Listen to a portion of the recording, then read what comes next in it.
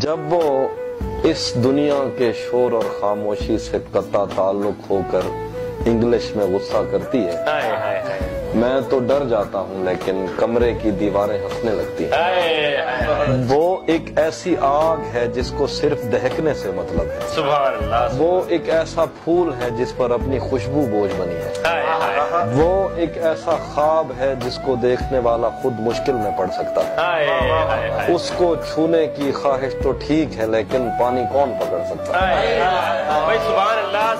وہ رنگوں سے واقف ہے بلکہ ہر ایک رنگ کے شجرے تک سے واقف ہے۔ ہم نے جن کو نفرت سے منسوب کیا وہ ان پیلے پھولوں کی عزت کرتی ہے۔ کبھی کبھی وہ اپنے ہاتھ میں پینسل لے کر ایسی سطریں کھینچتی، سب کچھ سیدھا ہو جاتا ہے۔ وہ چاہے تو ہر ایک چیز کو اس کے اصل میں لا سکتی ہے، صرف اسی کے ہاتھوں سے دنیا ترتیب میں آ سکتی ہے۔ ہر پتھر اس پاؤں سے ٹکرانے کی خواہش میں زندہ، لیکن یہ تو اسی ادھورے پن کا جہاں ہے۔ ہر پنجرے میں ایسے قیدی کب ہوتے ہیں، ہر کپڑے کی قسمت میں وہ جسم کہاں ہے۔ میری بے مقصد باتوں سے تنگ بھی آ جاتی ہے تو محسوس نہیں ہونے دیتی، لیکن اپنے ہونے سے اکتا جاتی ہے۔